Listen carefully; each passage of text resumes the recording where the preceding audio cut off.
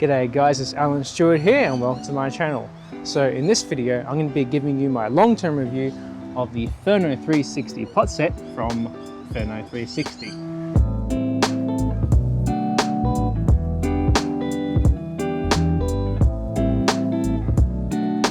I've actually had this pot set for quite a while now. It's been about 3 years and I've used it close to about 100 times. And it's just been a really solid piece of equipment to use. In this video, I'm going to show you what you get straight out of the box, and I'm going to talk you through the specs, the pros and cons, and give you my opinion at the end.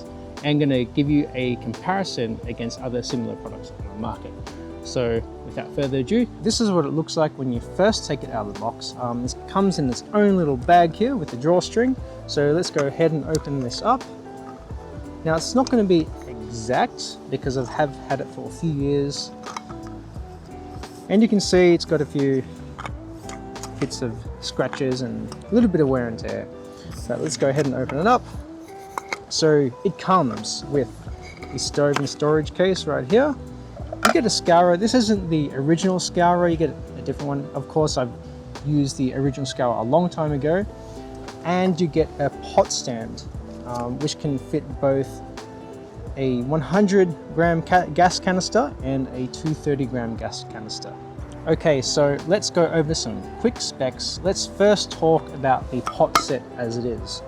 So you have here a 850ml pot and a 350ml pot on top / fry pan. So the total height of this is 14.5 centimeters.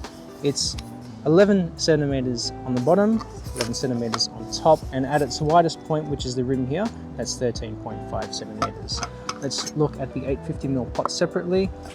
So as I mentioned, 850 mils, which would actually take it right up to the top. So if you were to boil water in this, I'd actually just boil 600 mils in water, which is going to be a lot safer. Let's just put this aside. So the measurement height on this is 5.5 centimeters. And 350 mils would come to roughly about there. So you could boil water in this quite comfortably, but you may as well just use the big pot to boil water in. The material is made of a hard anodized aluminium, which means it's very good for boiling water in. It comes with these grippy handles, which seem to stay in place relatively well. See, if I shake them around a little bit, it's not going to move around too much. And same thing if I put them in, it's not going to move around too much. Both these pots together is going to come to 204 grams. Let's go ahead and talk about the stove itself. So it comes in this orange case. We'll go ahead and open this up. It fits a Bic lighter inside, which is very handy. So this stove weighs 108 grams. It folds out to 12.5 centimeters here. So it's going to fit the pot very comfortably. And it's 9 centimeters high. Let's talk through some of the features quite quickly. So it's got some pot grips on the side here. So the pot isn't going to slip off, and it hasn't slipped off in my experience. It's got a windshield here, which seems to work relatively well. And it's got a simmer function here, which works quite well too, I suppose. Now, there is a newer version of the stove, and it comes with a piezo ignition. Everything else seems about the same. So in the newer version, it's going to fold out to 12.5 centimeters. It's going to be about 9 centimeters high. The only differences that I can see in the newer version is that it comes with a piezo ignition, and the burner head is different, but I think it's different because it needs to work with the piezo ignition, and it weighs a bit more at 124 grams. So roughly 20 grams more than this one. I haven't used it before. I would like to get my hands on it and probably try it in a different video. But I think they are some great features to have on the newer version. Okay, so shall we go ahead and set this up and boil some water? Okay, to go ahead and boil some water, you're going to need a gas canister. So I'm going to attach the stove, line up the threads. My little trick here is to actually have this folded in. Let's go ahead and open this up. So this is 1 liter of water. I'm just going to eyeball 500 mils of water. And we're going to see how long it takes to boil this water. Okay, so that's about 500 mils there. Now, like I said, it's relatively windy today. Probably 15 kilometers per hour wind, I'm not really sure. So I got my water ready. Gonna get this going, so I'm just gonna turn this on. There's the flame.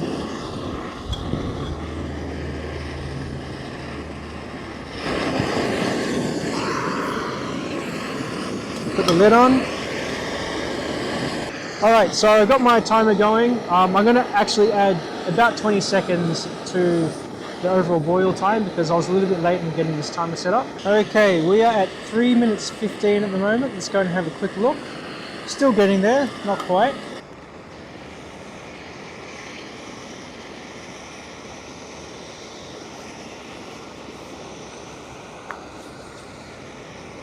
All right, I think we might have a rolling boil. Yeah, we have a rolling boil. I pause it at 6 minutes 20. I'm going to add 20 seconds. So it's 6 minutes 40 to get a rolling boil there. I'm going to go ahead and turn this off now. So since I've got hot water, I don't want to waste it. So I'm going to go ahead and make myself a coffee.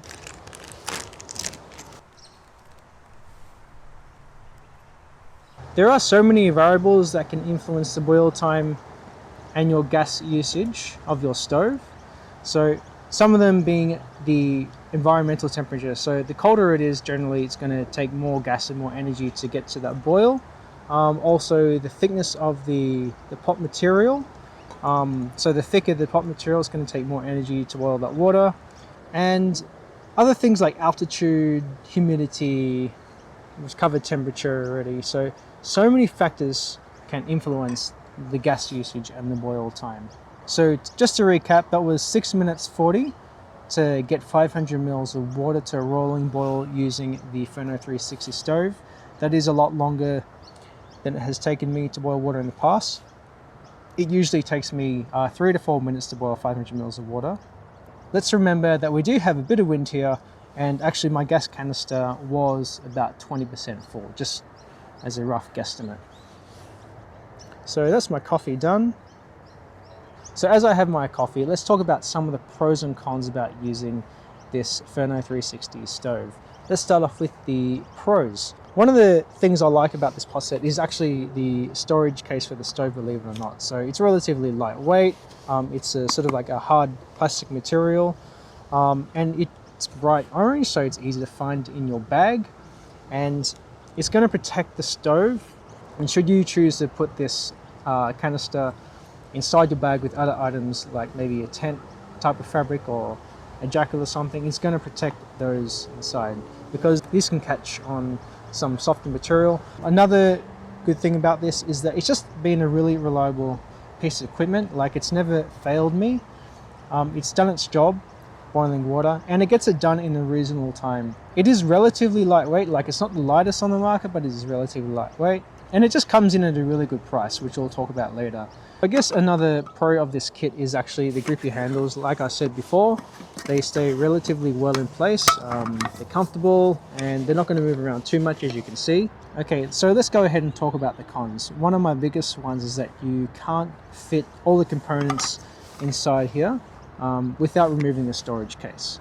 When packing this, I can only either put the gas canister in here or the actual stove itself, and I'm going to take one of these separately in my bag. I usually just end up having this separate in a separate pocket of my bag, but you can actually fit the stove in here, but you've got to take it out of its case like here.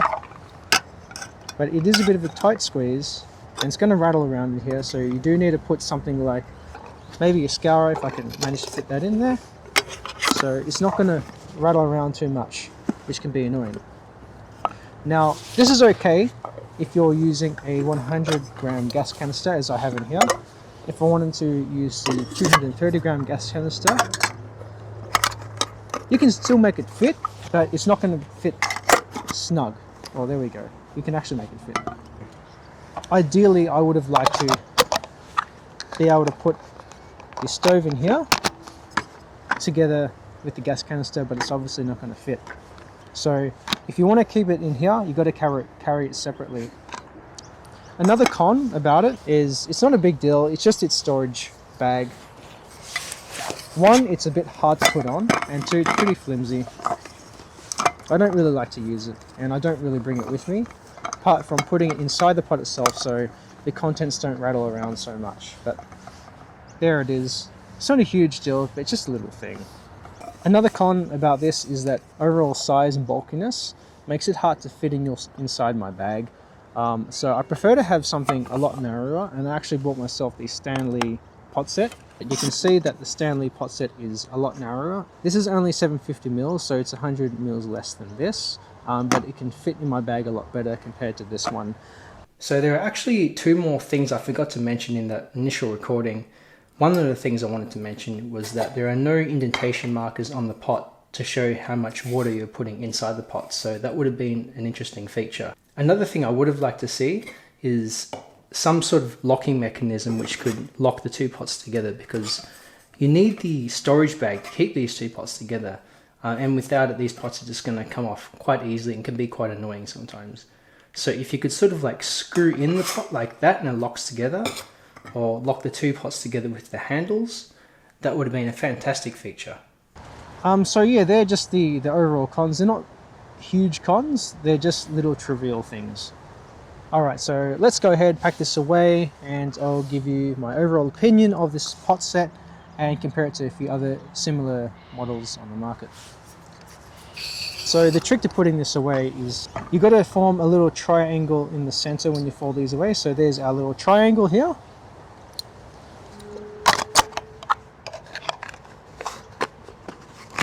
Okay guys, so let's just quickly talk about the price of this stuff. So the pot set together, recommended retail price is 82 Australian dollars, but you can usually find them on discount for about 30%, so you can usually pick it up for about 50 bucks. If you wanted, you can buy these components separately, so you can get the stove separate from the pot. This would cost you $42, that's before discount, and this would cost you about $40 before discount. So yes, you can buy these separately. If you have your own pot already and you just want to get the stove, you can do that. Just buy the stove separately. Now the newer version of the Furno 360 stove, which has a piezo ignition, that is a little bit more expensive than this one. You can find that for 30% off, but you cannot buy it with the pot set together. So just another note, you're not actually going to save any money if you're going to buy the pot set together versus if you just bought the components individually. It's all going to be about the same price, but just look out for that 30% off.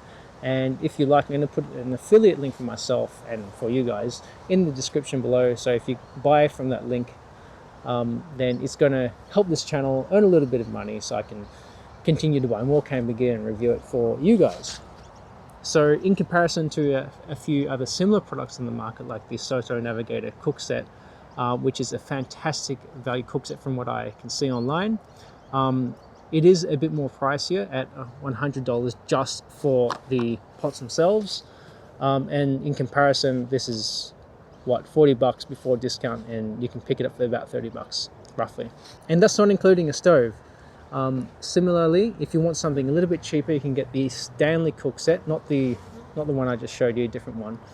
And that would retail for about $80 before discount, and that's just for the pots alone. So considering that you can get a reliable stove with a pot together at a very good price, roughly around $50 after discount, that is a pretty good deal. And in my experience of using this over about 3 years, it's just been solid, reliable, gets the job done. I've used it in higher elevations at lower temperatures, and it has actually boiled water faster than 6 minutes.